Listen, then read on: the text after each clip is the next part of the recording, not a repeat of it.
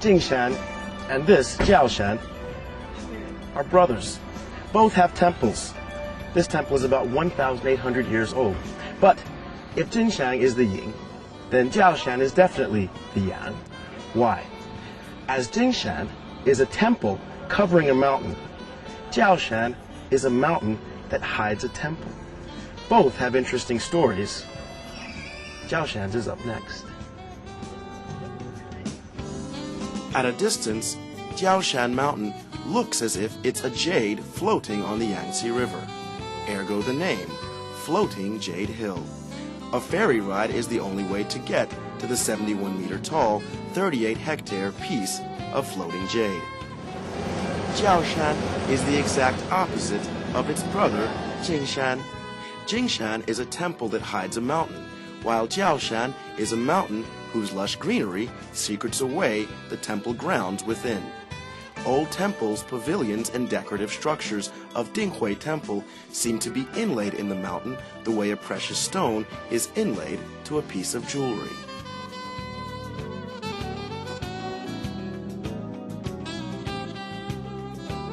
Jiaoshan Mountain is also renowned as a mountain of calligraphy. Here, more than 400 stone tablets from different dynasties have been collected, among which the Yihe inscription receives the most praise. Lovers of Chinese art, history, and even amateur forensic scientists should come here to Jiaoshan Island not only because the temple here, Dinghui Temple, is hidden, but because there's a mystery here that hasn't been solved for over 1,600 years. It is the mystery of the Yihe Ming inscription. Behind me is China's first example of calligraphy. Who wrote it is completely unknown. Many people think that Wang Xizhi, the father of Chinese calligraphy, is the author of this, but they're not sure. A storm caused this calligraphy to fall off a cliff and into the Yangtze River. There it was retrieved during the Qing dynasty, and since then, scholars have been arguing and wondering and questioning who this genius, the creator of the first bit of Chinese calligraphy, was, and why he came here to write about a beautiful crane. Regarded as the seminal masterpiece of large character inscriptions, the characters are delicately poised as if each is a crane in flight. It is this crane-like signature that makes many experts believe the inscription was indeed etched by China's father of calligraphy, Wang Xizhi. Even those who do not read Chinese characters can appreciate the inscription's age-old beauty.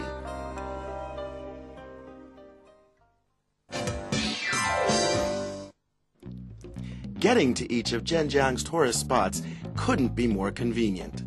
Changjiang Road links each of its three mountains in one continuous circuit.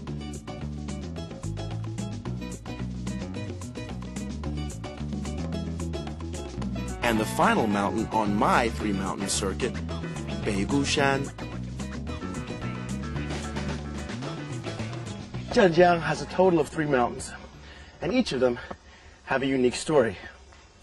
But judging by how tired I am climbing up this, the third one, and the tallest, Beigushan, the story is going to be pretty good. It better be.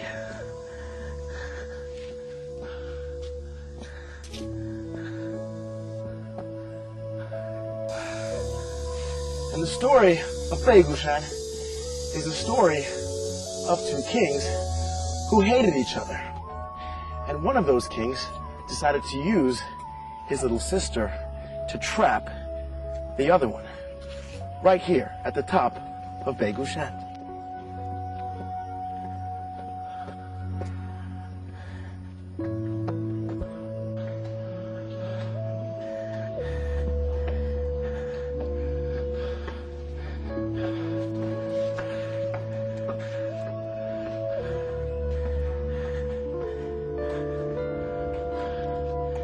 They say this mountain is 72 meters in height. I don't believe them. It's a story that has all the makings of a Hollywood movie. Liu Bei, the king of Shu, hated the king around here in the kingdom called Wu, a guy by the name of Sun Quan. Now, Sun Quan really was upset because Liu Bei had stolen his city, a place called Jingzhou, and he was going to kidnap Liu Bei to get it back.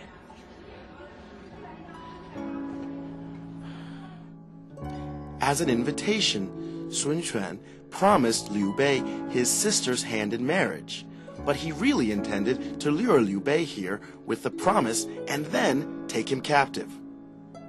But Liu Bei and his main advisor, the famous Zhuge Liang, were too clever. They found a way to take the sister and make her theirs anyway and return home. And so eventually, Sun Quan lost both his sister and his city. While the tension of that fateful moment in history is gone, the beauty and intrigue of this place remains as it ever was. This is Zhenjiang, a pearl in the heart of southern China.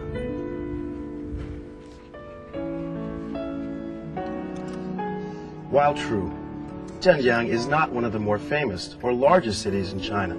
Consider this.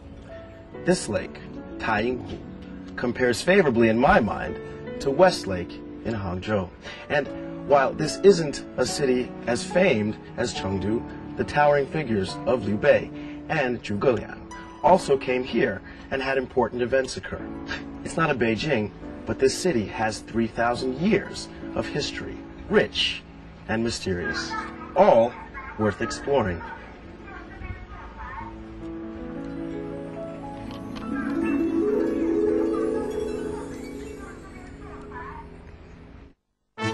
Go ahead, ham it up. After you've had your fill of Zhenjiang's history, fill up on its tasty morsels. And after you've done that, wash it down with some of the world's finest, you guessed it, vinegar. All that and more coming up next time on Getaway.